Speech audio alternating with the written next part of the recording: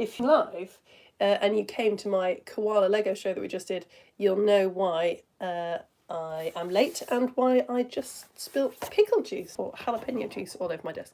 So I'm going to go wash my hands and wash my nose because koala costume, and then we'll get started.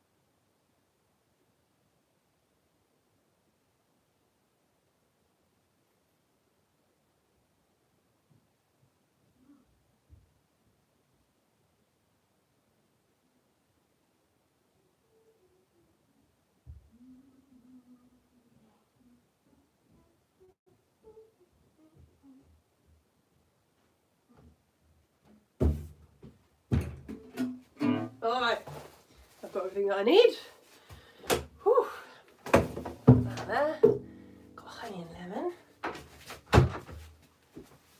You probably, hopefully you don't need a honey and lemon, but I definitely do. Put that there. I can go there. Okay. Actually, I'll do that with you. Okay, I'll do that. Right, you lot. Phew. Have you gathered? Thank you so much for waiting. Let's flip you around, shall we? And do some IGCSE physics. Right, I'm just charging my phone. So I'm just going to unplug my phone. Sorry. Okay. Put that down there. Okay. Flipping you around. Do. Hello, IGCSEs. Hello. I'm Lara. This is Theatre of Science. I am trained to teach physics at A-level, and this is the bit of my job where I actually get to do that. So I stream free live all ages lessons for home educators. If you're watching live, we're doing Woodlands at the moment. They can be on any topic. I stream Lego stories. But yeah, this is where I really get to dig down into the subject that I trained to teach. So thank you. Thank you for being here with me. I will tell you at the end how you can support these lessons. If you are thinking this is weird, how she just teaches for free. I kind of don't actually. Most people watching are paying me, but there's no obligation. We'll talk about it at the end. Right, shall we talk about sound? What a lovely topic for a lesson. We've got some great activities. We'll rewind a little bit because I made an apology last lesson and I sort of have to make the same apology this lesson, but for different reasons. So we have learned throughout the course of this course about two different kinds of wave, and they both involve vibrations. If you're new, don't worry, there's no pressure on you. If you're not new, you should be able to name those two types of wave by now. Here's the first one we talked about, the transverse wave. The definition of a transverse wave is a wave where the vibrations, so in this case like it's vibrating up and down, are at right angles to the direction of energy transfer. So imagine a slinky on the ground, you vibrate it that way, like side to side, the energy would travel at right angles to that, okay? And the other kind of wave, this is the one that we've talked about most, like light, microwaves, radio waves, waves on the ocean, they're all transverse waves. There's another kind of wave, which we've mentioned a bit, which is like pinging a slinky, where the vibrations are in the same plane, they're parallel to the direction that energy is transferred, all right? And we were sort of, don't say this in your exam, but you know, if you ping a slinky from side to side, the energy also sort of gets transferred from side to side, all right? So, longitudinal waves are the waves that we're talking about today. And the first thing you need to know for your exam is that longitudinal waves have areas of compression. So I think you're just going to be able to do this, because I think you've probably come across the word compress in human lives. Can you just give an area of compression a piercing stare for 5 seconds, please? Are you doing it? You've got a diagram of a longitudinal wave on the board. There's bits where the slinky is squished up. Which the areas that are compressed. Yes, well done. Exactly. So I shouldn't be saying squished because this is GCSE physics. I should be saying areas of high density, but we haven't done density yet. But basically, it just means the particles are close together. Okay. All right. There's another thing about longitudinal waves you need to know, and it's a word that you don't often come across in everyday life. It's called rarefaction, but I think you might be able to work it out given what we've just done. So here's another wave for you. This is lots of particles vibrating to and fro. This is a longitudinal wave, and particles are close together, squished, densely populated areas. And some of the areas, the particles are more spread out. Which bits of that wave do you think are areas of rarefaction? Give it a piercing stare. Go on, you really pierced that area of rarefaction. Have you guessed? Have you got an idea? Yes, it's the bits that are not areas of compression. That's right. So the only tricky bit there, I think, is remembering the word rarefaction, which is not a word that you come across, really. We would say areas of low density, okay? To make things joyfully confusing today, we are going to be drawing sound waves like this. We're going to be drawing them as if they're transverse waves, because it's just going to be easier to picture. It's easier for our purposes, but a better model would be drawing them like this. So what actually are sound waves? Well, glad you asked, friends. Can you get a piece of string and tie it to a spoon like this? I know a lot of you have done this with me already, but there are no apologies here. This is a great activity. So you literally just get a piece of string and tie it in a knot around the head of a spoon so that the spoon hangs from the piece of string like this, okay? There you go. Right. So yeah, how we traditionally draw longitudinal waves to kind of show that they're longitudinal, you do this. Just lines on a board, basically. If you wanted to show the areas of compression and rarefaction, you might do that. But a lot of the time today, we're just going to be drawing them as transverse waves. Okay, so if you've done that, well, while you're doing that, actually, let's have a look at the starter question that was waiting for you on the board as I faffed around. Before the lesson began, I asked you, which of these is essential for a sound to be made? Echo chamber, waves, vibrations, air, particles. I mean, I'm not testing you because, like, you might not know. That's kind of the point of the lesson, is me telling you. You might be able to guess now if you didn't know before. They need particles to travel. Sound waves absolutely need particles to travel. That's what they are. And they also require vibrations. Yes, they don't need waves. I mean, sound is a wave, so that answer just didn't really make sense. Once sound is happening, you've got a wave. It doesn't need the sound travels through. We'll come to that later. Can you please, well, one of the things that you need to know is that a medium is needed to transmit sound waves. And a medium, it's like a posh way of saying stuff, really. Glass, air, water, wood, these are all different mediums, things made of particles. If you've got your spoon now hanging from a string, can you just whack it against something, like the wall or a chair? Make it make a nice tingy noise, yeah? So what's actually happening? And I'm saying it like, oh, you know, this is obvious, this is just basic physics. What's actually happening is that you're making the spoon vibrate. So you're making the spoon oscillate, is a good physics word for it, kind of move to and fro. And that is making the air particles around it vibrate, move to and fro. And those air particles are knocking into air particles, which are knocking into air particles, which are knocking into air particles, and eventually some of those air particles knock into your eardrum. So your eardrum vibrates, oscillates, and your brain translates those vibrations as sound, which is ridiculous, isn't it? Like, this isn't even the activity. This isn't the interesting bit, and that's wild. Like, what?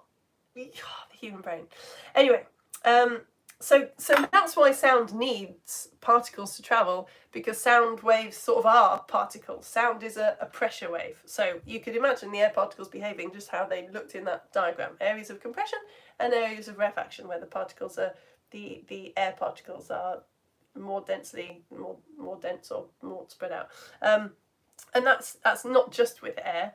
Any kind of medium can act that way and create this kind of pressure wave. That's what happens when earthquakes occur, isn't it? There's waves travel through the ground. Anyway, I'm getting ahead of myself. So yeah, you might already know that because you might have come across the film Alien, which has the most magnificent tagline. It's been helping people pass IGCSE physics for years, probably. The tagline for Alien is, "In space, no one can hear you scream." It's a brilliant tagline. It's really scary, but it's also, yeah, scientifically accurate. No one can hear you scream in space because space is a vacuum where there are no particles, so sound waves cannot travel where there are no particles. So this is the first thing you need to know for your exam, is that a medium is needed to transmit sound waves. Right. I'm going to give you this to do, and then we'll do the next part of the activity. Okay, just a quick sort of question sheet for you here. I've got 6 facts about light waves. All of these 6 things are definitely true about light. Can travel through space. Light travels slower through glass than air. Okay, we've talked about that before. Light hits glass, it slows down. Light waves can be reflected. Light waves exist that can't be detected by humans. That is true. You can kind of call radio waves and microwaves and infrared light waves, just light waves we can't see. Light waves can be refracted. We talked about that last week. And light waves are not pressure waves. So just for each of those, can you say the same thing about sound waves? So write yes or no, or put a little bit of an explanation if you like, next to each case, please.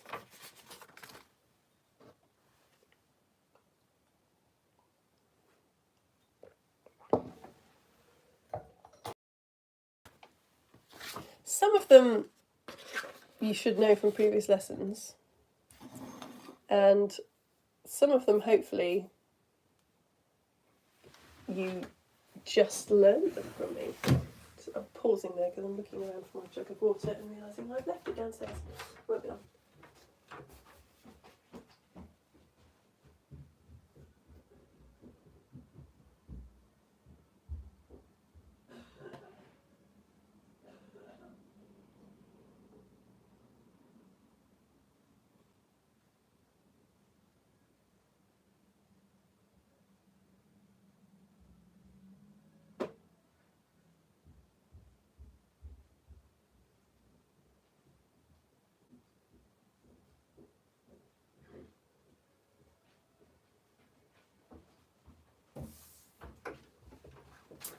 Have you done? Should we move on?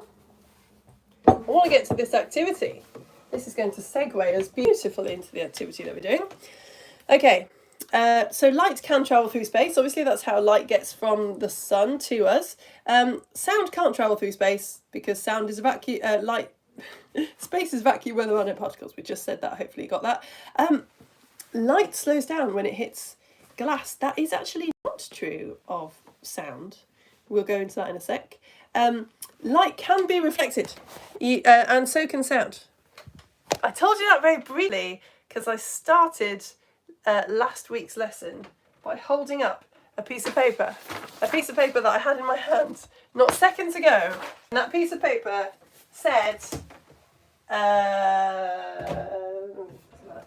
it said that all waves can be reflected, refracted, and diffracted. And sound is a wave, so yes, sound can be reflected and refracted and diffracted.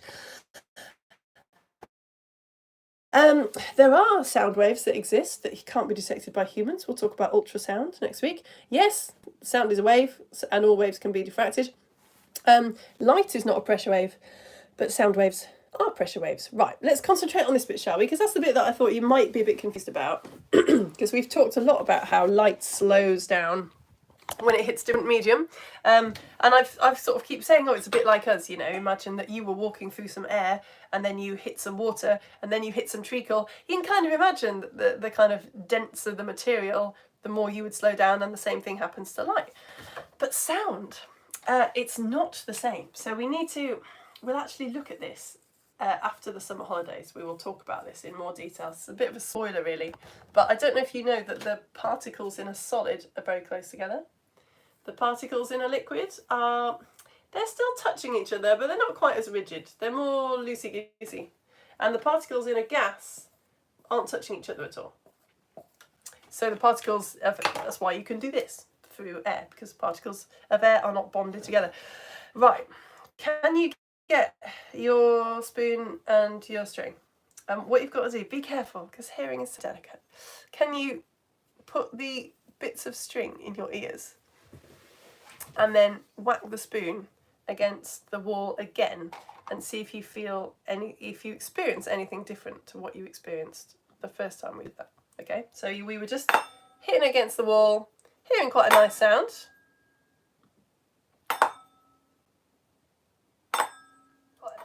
Now can you put the string in your ears and do it again?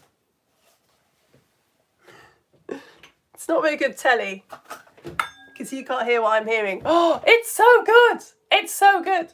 I taught this lesson into the internet 2 years ago, and I watched it the other day, and I say at the time, I feel so sorry for people who have string and spoons in their house and they don't know that they can do that. It's amazing! So why is that happening? How and why is that happening?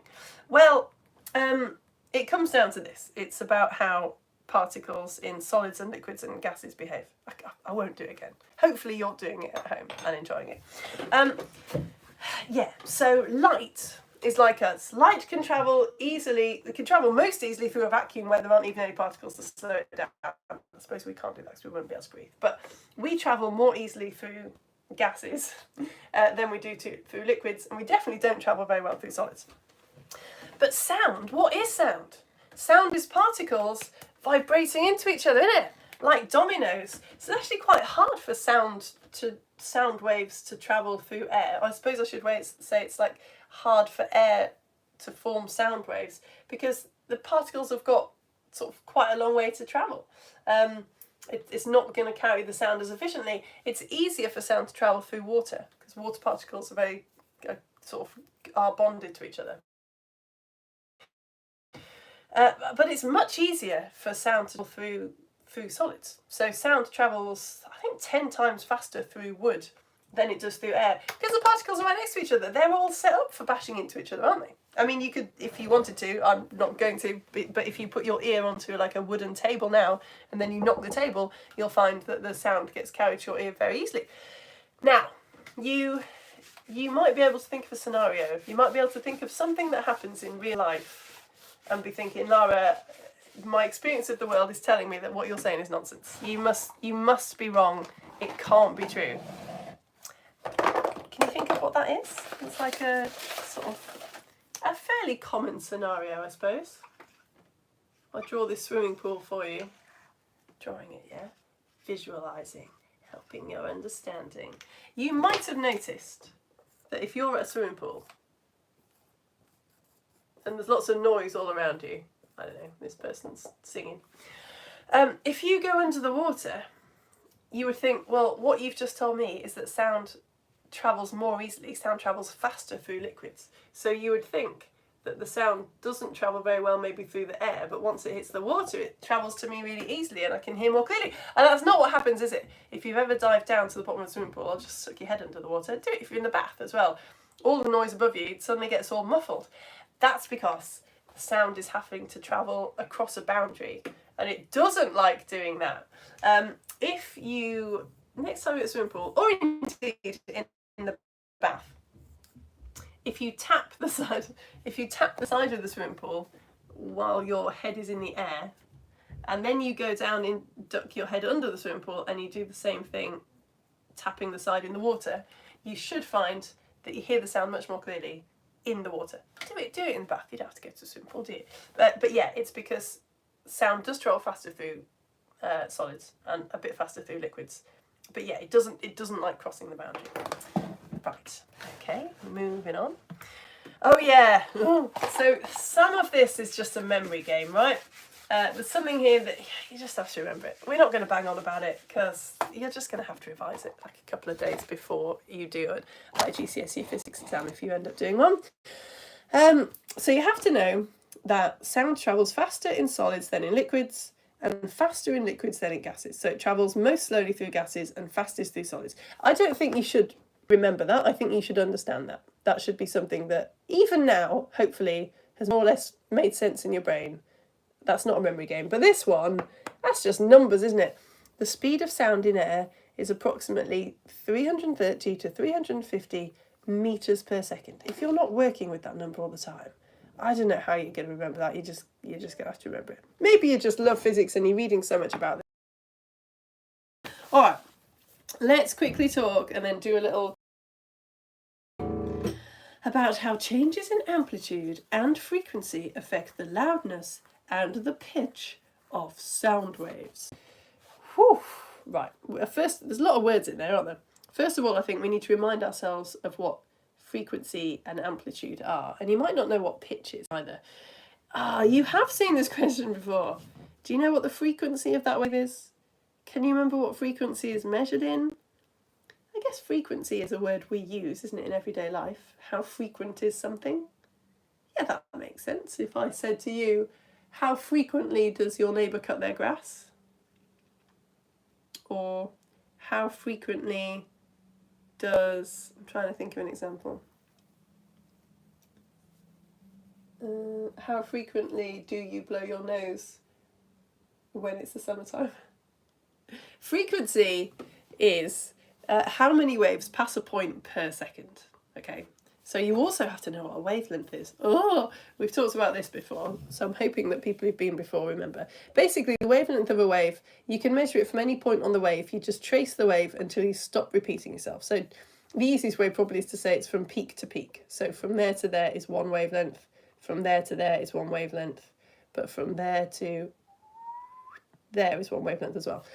So here, if this is on the x-axis, this is time, we can see that half a wavelength has gone by in 1 second. So you would say that the frequency of this wave is half a wave per second, So it's 0.5 hertz, because hertz just means per second. That was a lot. If I would expect you to kind of know that already at this stage, really. So if you're new, sorry, don't expect it to always be this confusing. So what frequency does is it dictates something called pitch. The easier it is for a thing to vibrate, the higher the frequency of the wave. Quite confusing. Let's do another activity. The easier it is for a thing to vibrate, the higher the frequency of the wave. You might know this from everyday experience. I think I said to bring a big elastic band with you, did I? If you get an elastic band and you twang it, you will sort of see how many waves appear per second. So what pitch is? Pitch is how high or low the note is. So again, I'm drawing it as a transverse wave, but if you imagine that's a standard wave, if we increase the wavelength of that wave, if we decrease the frequency, less waves per second, that is a low note, the pitch of that note is very low. And if we increase the frequency, more waves per second means the pitch is very high, okay? It's easy to remember now, it's harder to remember once we start throwing volume into the mix, but yeah, the frequency of a wave, that's what dictates how high the note is. And the easier it is for a thing to vibrate, the higher the frequency. I guess that makes sense. Let's do this activity with a wine glass, because it's a cool activity. So what I want you to do is to just put a little drop of water, like a couple of centimetres, not too much water, into, it's best with a wine glass. You can get it to work with any glass. And then wet what we have started calling in theatre science your front knuckles. Sounds rude. I don't see how it is. The bit of your hand, the palm of your hand that's on the other side from your knuckles. I think this is the best way to do it. And what you do is you just put your front knuckles, it really does sound rude, on the top of the wine glass and just move around in a circle and see what happens. Straight away, I am using my best wine glass for the job though. Whoa, isn't that so lovely? If you're doing this with me, you can probably actually feel the vibrations. And you might well be able to see the vibrations in the water of the glass. Now, this lesson is about sound. So I don't really have time to talk about the physics of why this is happening. Very basically, you are pulling the particles of the glass and then letting them go again, so they are vibrating, right? We've got the two ingredients that we need for a sound wave to happen. We've got vibrations, because you're vibrating the particles of glass, and we've got particles of glass and particles of air that are transferring the wave to our ears.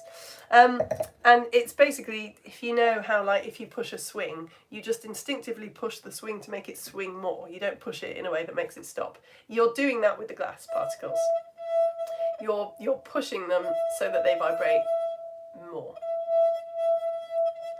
Beautiful. Right. The easier it is for a thing to vibrate, the higher the frequency of the wave.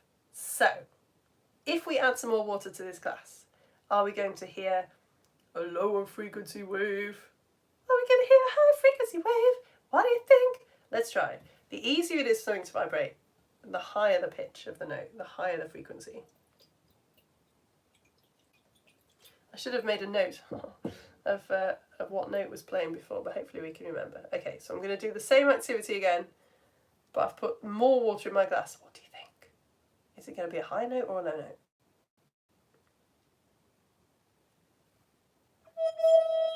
Oh, it's much lower, right? Let's double check.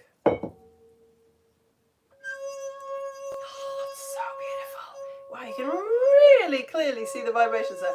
It's much lower, right? We've added more water, which has made it harder for the glass to vibrate, so the note has got lower. Or I should say, I suppose, the frequency has got lower, or the wavelength has got longer.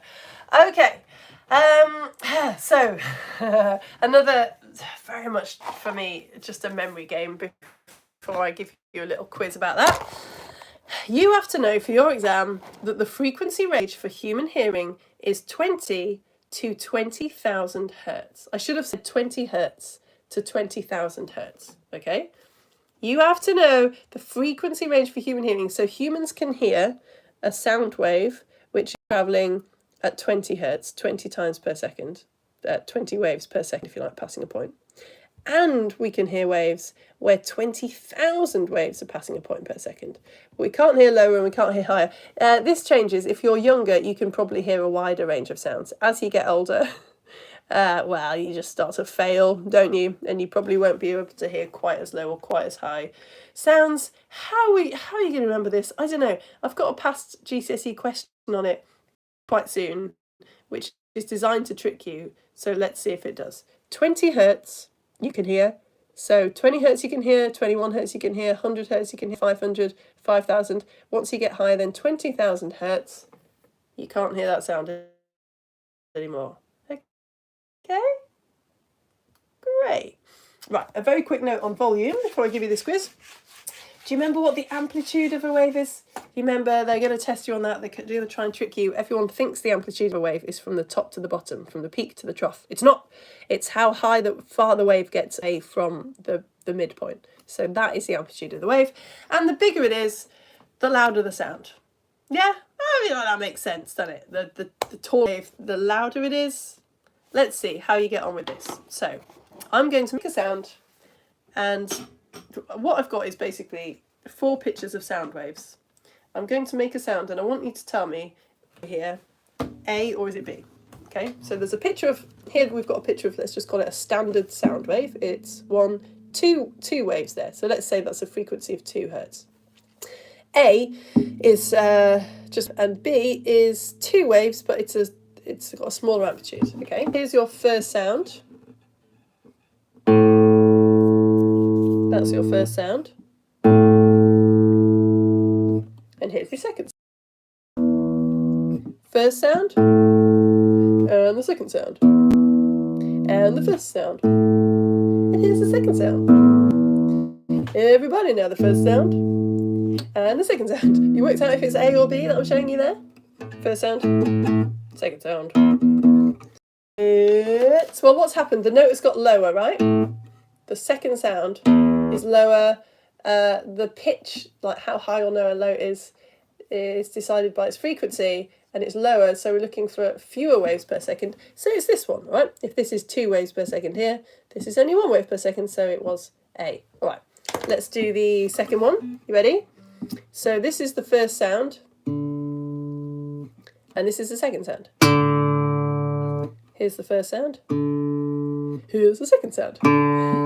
Everybody now, first sound. And the second sound. First sound. Second sound. Have you got it? It's B, isn't it? So the first sound again is 2 hertz, you could say. We'll just imagine the x-axis here. That's 2 waves per second. This one's also 2 waves per second, so it's the same note. It's vibrating the same amount of times, it's the same pitch. But this one, the amplitude is much bigger because it's louder. Okay. All right, number 3. Here's the first sound. Here's the second sound. Here's the first sound. Here's the second sound. If you're a good musician, here's the first sound. I've not paid any attention. What's the second? How much these notes are actually vibrating, my apologies. This is not, the ratios are incorrect. First sound. Second sound. First sound. Second sound. Did you get it? It's A. That's a higher frequency, more waves per second, so a higher pitch, so a higher note. So it was A. Okay, trickiest one. Number 4. First sound. Wait, I'll make it a different note. First sound. And here's the second sound. Gotta listen carefully. First sound. Second sound. And the first sound. And the second sound. And the first sound. And here's the second sound. Clap your hands now. Have you got it? Have you got what I was trying to do? Yeah? So, did you spot that? Have you got it? I don't want to interrupt you if you're thinking, if your brain is working hard. I don't want to spoil it by telling you. Have you, so the second, number 4, all these images show the same wave. I've made the wave in B slightly greyed out because I wanted to trick you and think maybe you would think that that meant that that one was quieter. It's not quieter. That's not what I just told you. The greyness of a sound wave doesn't decide anything. This is, so that's exactly the same as the first sound. And A is also the same, except I've just flipped it upside down. But that doesn't matter, does it? Because we're talking about the frequency. And here, if this is 1 second, this box, that's 2 waves per second. And this one's also 2 waves per second. It's just flipped. Right. Here is a sketch of a sound wave, just to make sure you've understood this. And I must admit, I tried to do it alongside everyone yesterday, and it's harder than I thought. Here you've got a sketch of a sound. It's the one that I just showed you. It's 2 wavelengths long, so we'll say that this box is 1 second, so this is a frequency of 2 hertz. If you've got from my website, you've got 2 little boxes, or you could just do this on a piece of paper. Can you please sketch a sound that is identical to this sound, but louder? And can you also sketch a sound that is identical to that sound, but higher? I'm going to do it again because, like I say, neat PowerPoint for you, but when I actually tried to do it with my hands, I found this quite difficult.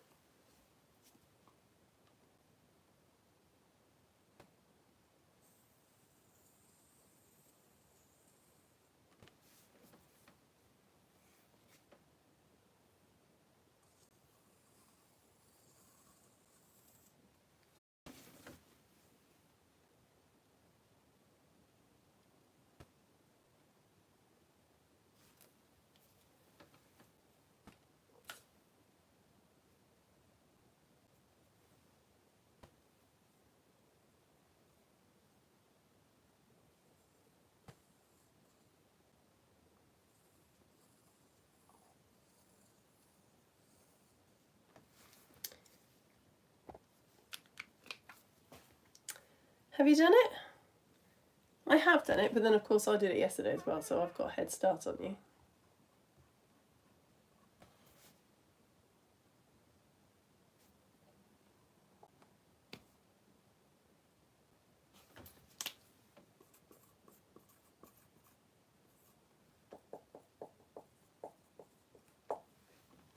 Alright, I'll show you mine. Now, if this is the standard wave, yeah, I made a very foolish mistake yesterday on Facebook because that's the standard wave, and I thought, okay, to get it louder, it needs to be exactly the same but higher. But to make it exactly the same, I started drawing it from the same place, and obviously you can't do that because it's a taller wave, so you've got to start from higher up. I left it like this on purpose because this is a very bad sketch, isn't it? This is really very bad indeed. It's way more on one side than it is on the other side. But I think you'd probably still get marks for that. Oh wait, no, you definitely wouldn't. Oh no, you wouldn't. Wow, this is why it's really good for me to do it alongside you. Look what I've done wrong. So I've made it bigger, but I've accidentally only made it 1 wavelength, hasn't it? I've reduced the pitch. I've made it a lower frequency, so that's 2 waves per second. That's only 1 wave per second. So that wouldn't be answering the question. I've made it louder, but I've also made it a lower note. So I would possibly get like 1 mark out of 2 if that was an exam. I should have done that. There we go. Yeah. So I don't think it really matters how neat it is, and I'm sure they would give you squared paper or something. They wouldn't make you freestyle like I did. That's the right answer. And then the higher note, I find that a bit easier. It's just the same as the first one, but you've got to fit more waves in. Got to be a higher frequency. Okay, right. Are you ready for some IGCSE physics questions? Yeah? Are you? Okay, so I've got 4 questions which are designed to be the kinds of questions that you would get at IGCSE. This first one is an absolute cracker. You ready? Here we go. And then we'll call it a day. So, you've got a table here. You've got K, which is slightly towards the right of the table. It's not in the middle of the table, it's to the right. A hand knocks on the table at K, okay? So you've got knocking on the table towards the right-hand side of the table. You've got a microphone above, which is microphone number 1, floating there above K. You've got microphone number 3, which is just below the table, so the same distance away as microphone 1, but below, not above. You've got microphone number 2, which is at the edge of the table closest to K. It's a couple of centimetres away from the table, hovering in the air. And you've got microphone number 4, which is on the far left of the table, and that is actually touching the table. Which of those microphones will pick up the sound first? Isn't that a great question? So good. What do you think? Which of those microphones will pick up the sound first? This is really tough. I mean, if you're thinking, well, it's quite easy, then maybe that's because you just did a lesson on sound. But I think if you got this kind of out of the blue in 2 years' time, this is a cool, challenging question. Have you got the answer? So you have to remember, it's not really about how close the microphone is to K. Do you remember what I said? Boundaries. Sound waves do not like crossing boundaries.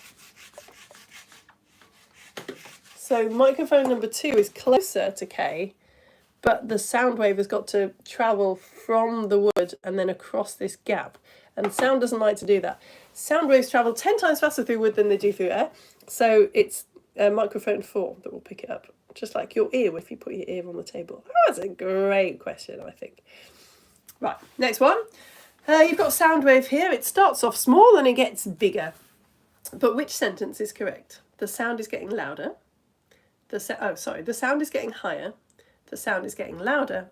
The amplitude of the wave is decreasing. The wave is decreasing. So you've got a sound wave. I'm just going to say like it starts small and then it grows bigger. But is it that A, the sound is getting higher, B, the sound is getting louder, C, the amplitude of the wave is decreasing, or D, the frequency of the wave is decreasing? Which one of those is true? Only one of them is true. The answer is, well, it's not about pitch, is it? It's not about high or low. That would be the frequency, like the amount of waves per second. It's getting louder because its amplitude is increasing. Number 3. Which of these sound waves could not be heard by a human? Which of these sound waves could not be heard by a human?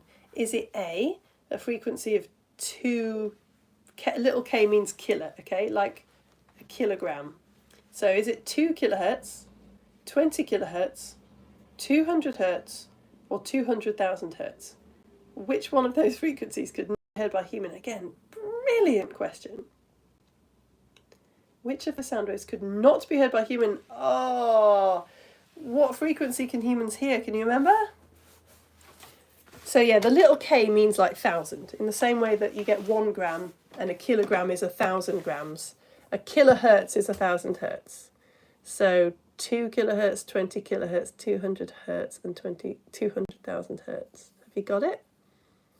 So humans can hear between 20 hertz and 20,000 hertz. So 2 kilohertz is 2,000 hertz. 2,000 is between 20 and 20,000, so yes, we can hear A. 20 kilohertz is the very top range that humans can possibly hear. Yeah, we can hear between 20 hertz and 20,000 hertz. 200 hertz, yep, that's still within 20 and 20,000, isn't it? So it was D, it's the last one. 200,000 hertz is too many zeros. We can't hear a frequency that high.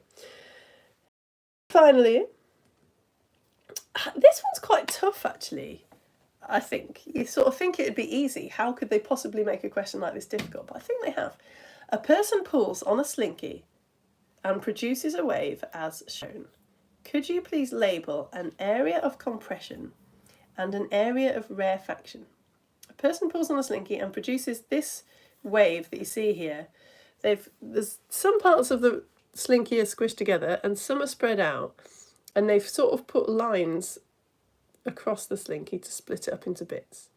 Can you label an area of compression and an area of rarefaction? I think they've done a good job of making a simple thing quite difficult.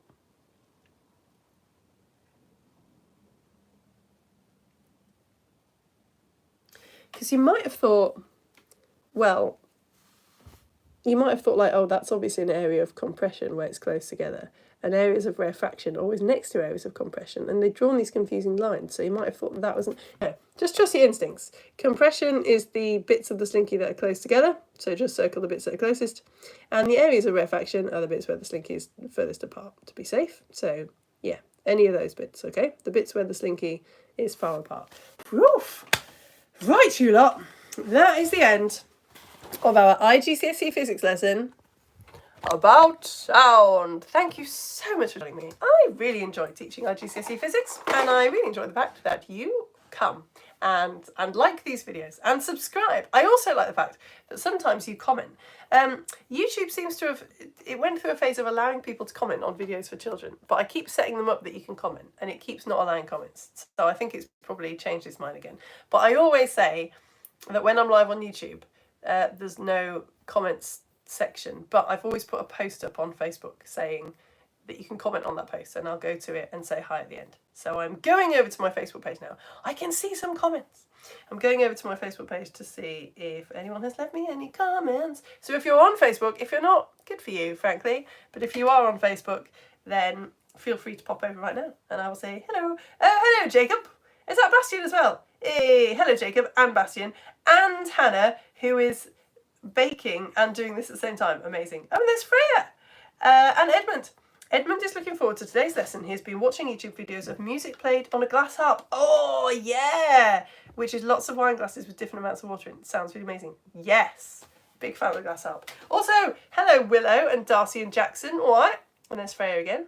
Oh, nice. Thanks, you lot. I'll just have a little refresh in case anyone didn't know that you could do that and is now doing that. If you want to support me, I mean, I think most of you are. Like, most of you, if you're in lesson, like, 8 of IGCSE physics, you've probably heard me say this before. But just in case you haven't, how this works is, I am trained to teach physics to A-level. I had to get a physics degree, and then I had to train to teach physics. And then I got teaching experience in a school. And then lockdown happened, and I started streaming lessons online.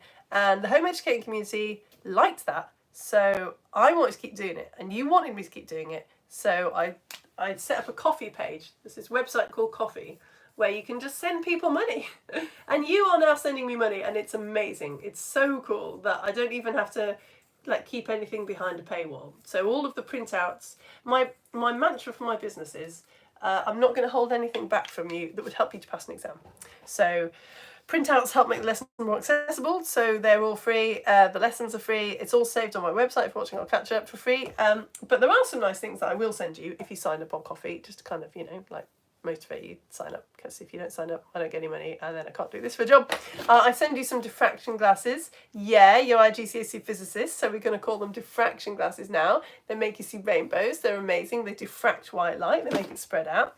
I'll send you a description of how that works as well. And I will also send you Theatre of Science magazine. Oh man, I worked so hard on this. It's the magazine that I want to read, like as an adult. It's got just the right amount of detail for me. So if you sign up with £5 a month, you get the mould one. It comes with a free home compostable plastic bag so that you can grow some mould and identify it. It's got a comic about how penicillin was discovered. It's got loads of information about mould and fungus. It's got a choose your own adventure. And if you sign up with £6 a month, I'll send you that one and the sleep issue as well. Although I'm running out of sleep issues. So if you really want a sleep issue, you should sign up now. It comes with a little bag of organic lavender and some fabric. You can sew a little sleep squish. Again, it's got a choose your own adventure. It's got a jigsaw, this one. That was a good idea. It's got a beautiful comic about sleep. It's got an origami koala, because koalas sleep the most of any animal. So yeah, and then you'll be on the list to receive Theatre of Science magazine once I've managed to get it written. Right. I think that is everyone. Yeah, we've had everybody's comments. So I am going to go and get a honey and lemon.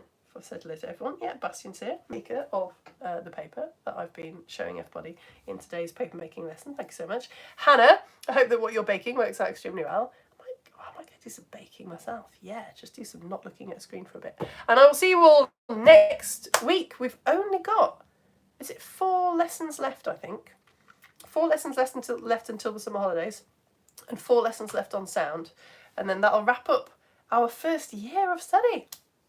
And then we've only got 1 more year. I say only. We'll be halfway through, which is quite exciting, if you are planning on doing an IGCSE physics course. So yes, I'll see you next week for another sound lesson. Bye. Thank you for joining me.